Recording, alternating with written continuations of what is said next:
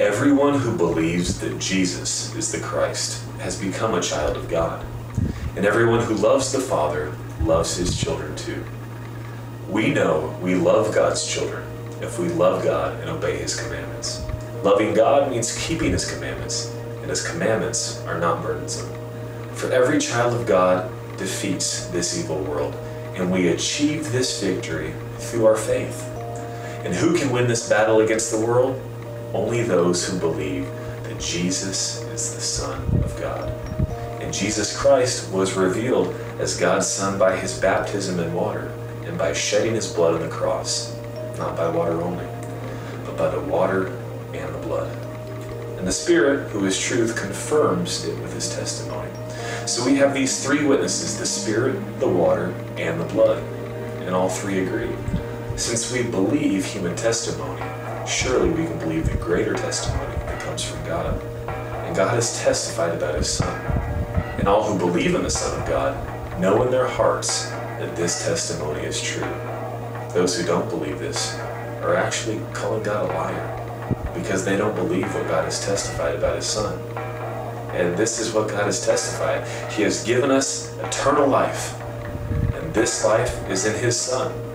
Whoever has the Son has life, and whoever does not have God's Son does not have life.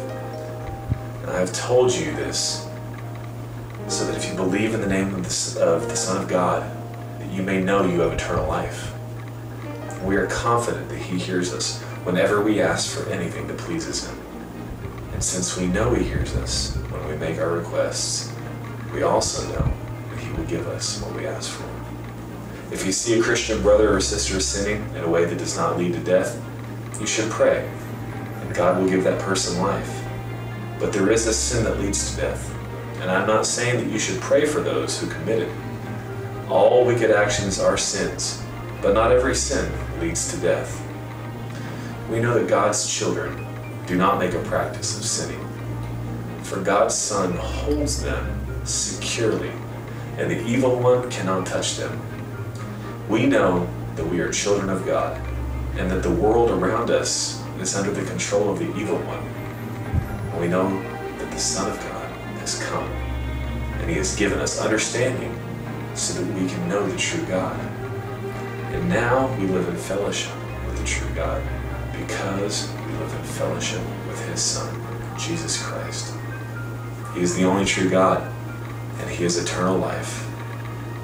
Guys, keep away from anything that might take God's place in your hearts.